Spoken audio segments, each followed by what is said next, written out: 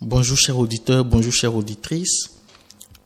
Aujourd'hui nous sommes le 12 septembre 2020 et nous voici encore une fois dans votre émission éphéméride. Aujourd'hui nous sommes le 255e jour de l'année, 110 jours avant la fin de l'année. Et nous fêtons Saint Apollinaire qui est un franciscain et qui est né en Espagne vers 1570 et fut brûlé vif au Japon le 12 septembre 1622 pour ne pas avoir obtempéré à l'ordre donné aux missionnaires catholiques de quitter le pays sous peine de mort en 1614. Aujourd'hui, nous fêtons aussi la journée des programmeurs, qui est un congé national officiel des programmeurs et informaticiens en général en Russie.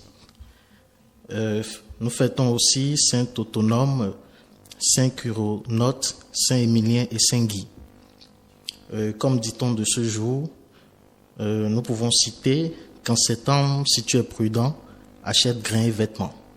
On peut citer aussi ce que le mois d'août ne mûrira, ce n'est pas septembre qui le fera. Comme quelques événements marquant la journée d'aujourd'hui, nous pouvons citer en 1961 la création de l'Union africaine et malgache, qui a pour but de développer la coopération économique, sociale et culturelle et politique entre les anciennes colonies françaises.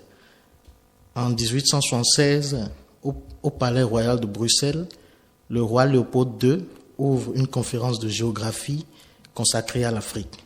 Une conférence qui réunit une trentaine de savants de toute l'Europe. En 1990, est mis un thème diplomatique à la Seconde Guerre mondiale avec la signature à Moscou d'un traité de paix entre la République fédérale d'Allemagne, la République démocratique allemande, les États-Unis, la République française, le Royaume-Uni de Grande-Bretagne et d'Irlande du Nord et l'Union des républiques socialistes soviétiques.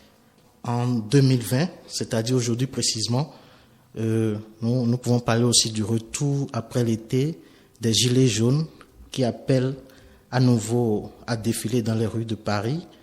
C'est un rendez-vous de rentrée test pour les manifestants qui ont prévu plusieurs parcours de manifestation dans le capital.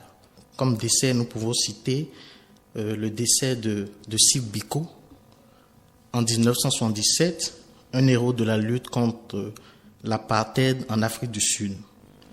En 1996, nous pouvons aussi citer le décès de Ernesto Geisel, qui a été le président de la République du Brésil de 1974 à 1979. Revenons vers les anniversaires. En 1961, nous pouvons parler de la naissance de Mylène Farmer, chanteuse, compositeur et interprète libertine. En 1973, Paul Walker, acteur américain, qui est décédé le 30 novembre 2013. Et enfin, en 1953, Jocelyne Raphaël Béroard, chanteuse de zouk, membre du groupe Kassav.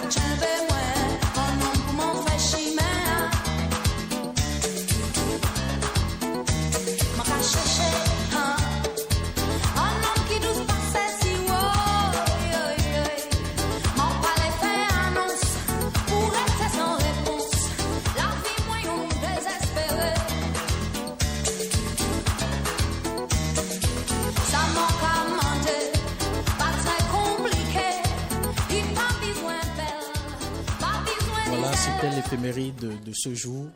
Nous vous donnons rendez-vous pour le samedi prochain pour même exercice. Bon week-end.